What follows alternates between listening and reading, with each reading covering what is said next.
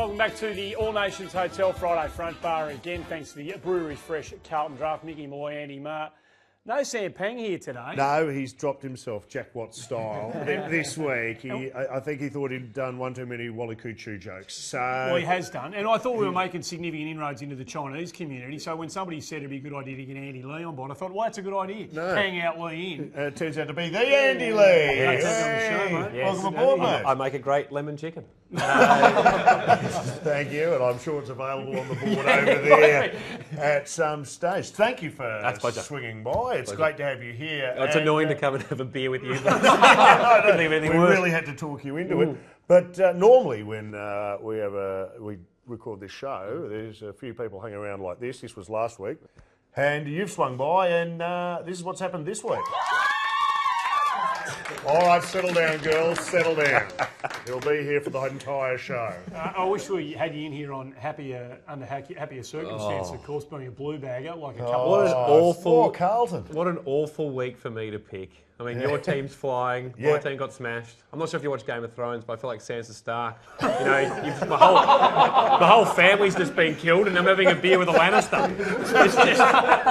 It just doesn't make any sense. What are you making of it? I need to ask you because I do enjoy this topic. Carlton, what's going on? Well, the sad thing is that I joined the club a bit more formally this year, so it might be my fault. You've come on board in a professional capacity. I've been in there a lot more, so I think I reckon. my enthusiasm for not working very hard has rubbed off on them.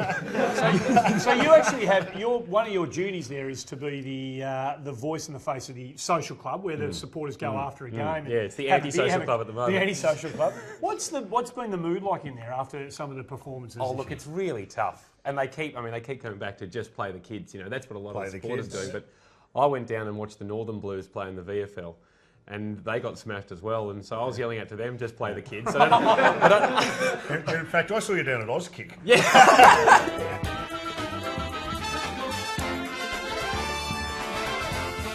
Of course, the Tigers got up over Collingwood. It was a great day. But here's the worry. Immediately across the road at exactly the same time, Andy, this was going on.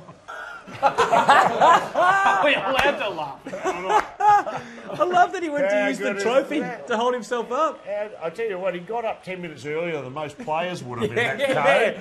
They would have stayed down. Oh, no! The umpire ran in and gave him a yellow for diving. That's right. But I have to say, is this an attempt to pull focus from a classic encounter between Richmond and Collingwood? They're playing catch up anyway, let's be honest, because our game's been littered with John Kennedy. They've won a premiership here. I love this. He refuses to be chaired off. Yeah.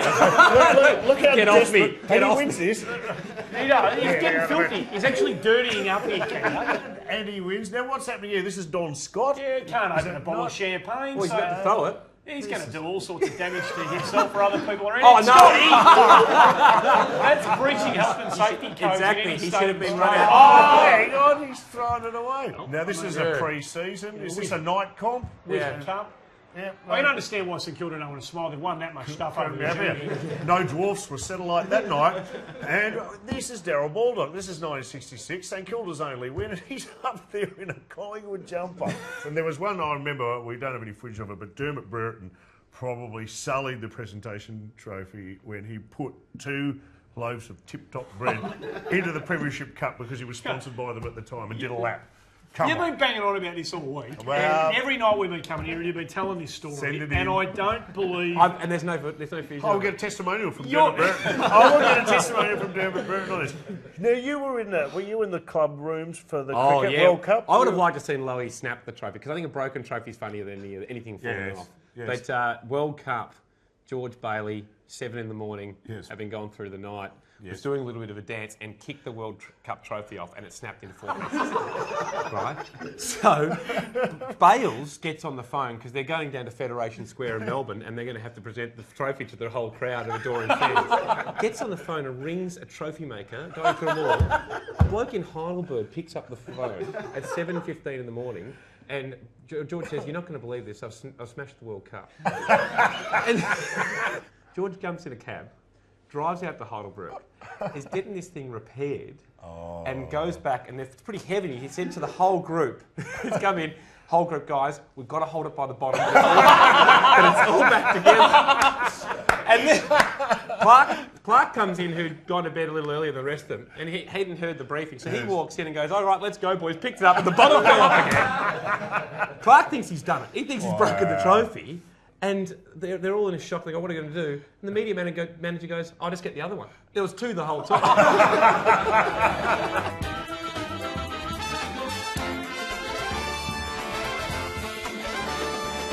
So one of the big talking points this week, wherever you go, has been the ducking of the head, and whether or not it's cheating. I've heard some people say, "Is it cheating?" To me, it's like diving. It's like not. diving. No, it's you not are cheating. trying.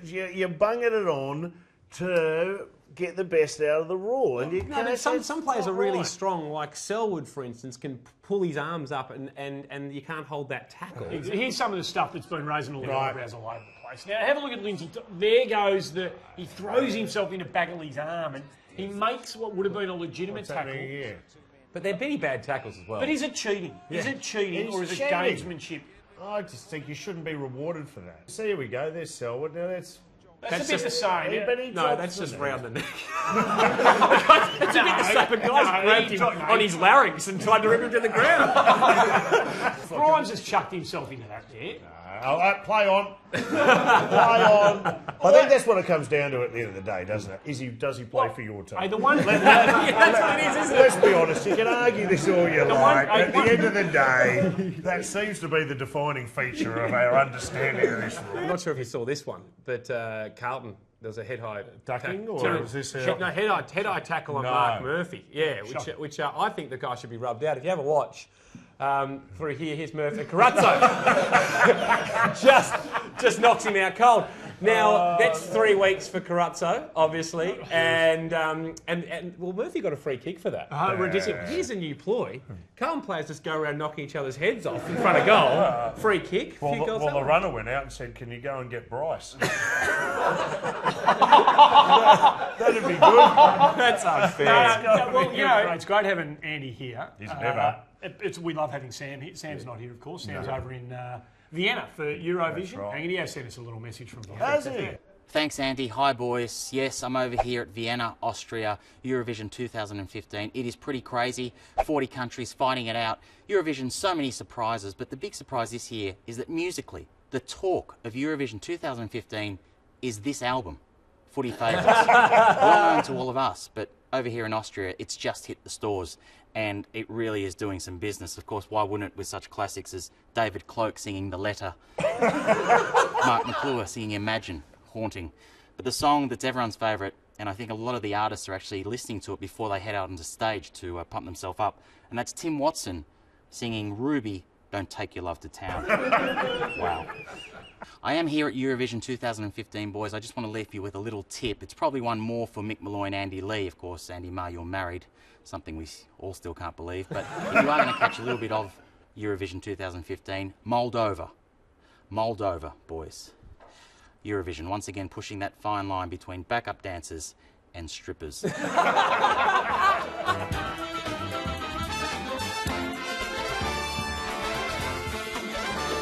Can you believe it's already round 8? We're already a third of the way through the year. I mean, it's hard to believe. Wouldn't mind being around 20. Hawthorn taking on Sydney. What a beauty that's going to be. Yes, grand final replay. Here we go. Hey, Adam Treloar, the Giants who are flying. Bit of news around Adam Treloar. Looks like he's about to re-sign. He's been one of the big off-season potential recruits from the Giants. And he's going to stick around. And why wouldn't he re-sign? good point. Just down to beverage selection. Have a look at this on the bench here. He's got 1, 2, then she offers him a third on the right-hand side. 4, 5 gets dropped between his legs. He's actually like, yeah, I'll take, I think that's Sarsaparilla on that one. Get onto the ginger beer down here. Exactly. Purely on beverage choice, you'd stay at GWS. Personally, I find it kind of interesting. Because, as I know... I mean, why wouldn't you? If you were given the option, we can do this all day. And as I find, I think he's good. And it's a good signing, and That's where they got it from. Big test for North, taking on Freo, who just can't get beaten. They are unstoppable. No Andrew Swallow, of course. They're going to make it harder for North. no Andrew Swallow. What was interesting to me was, did we see the reintroduction of the magic spray for the first? I haven't seen this in a long, long time. Where has it been? The magic spray used to be there all the time. I think the last time I can remember was Big Plugger. Remember Tony Lockett yes. had it involving this incident which took the big fella down, and you'd need it. We need a bigger can. That resulted in the ankle injury that caused this incident, which is still one of my all-time favourites. Have a look at the crutch come out here at Max 5 as he comes around the corner. Hey! Oh, that is awesome! Another one. Oh, he gets both. Incredible aim. It was. He just put one up in the window, result. He just got it to dip. Like Robin Hood. I was going to say, now, Melbourne v Bulldogs, this is a big game. What will happen with Jack Watts? Does Jack Watts... Well, he dropped himself, didn't he? Does he promote himself? Does he make himself captain? Does he give himself 3 Brownlow votes? What happens with Jack Watts this week? I'd trade myself to Freo. That's the best. Hi, guys. Premiership team. And one last one before we let you. I don't know whether we're going to get you back. Thank you for coming in and Pleasure, filling guys. in. This You've is been great But today. has he been? He's got to have been to the You've man. got to ask, have you been to Juddy's Man Cave? Have you been? No. We are fascinated with the show on Juddy's Man Cave. It feels like something out of 50 Shades of Grey, doesn't it, rather than a man cave? Have you ever? Do you know where it is? It's just not that manly. For a man cave. You haven't been there, obviously. I haven't been there, no. But I mean, What would you have? Judd stripped my manhood one day when I'd gone down into the rooms after the game. I didn't know Juddy that well at the time, and I always wear my jersey to the to the games. So I wandered into the rooms kind of for the first time about 5 years ago, and I was a bit nervous and seeing all the players. And Judd walks up to me in front of everyone and goes, "What are you, 10 years old?" And everyone laughs, and he turns around and walks out. So I'm allowed to throw a couple of cheap ones in about his man cave. Mate, it's been absolutely fantastic to have you on board today. Thanks for coming along. Pleasure, fellas.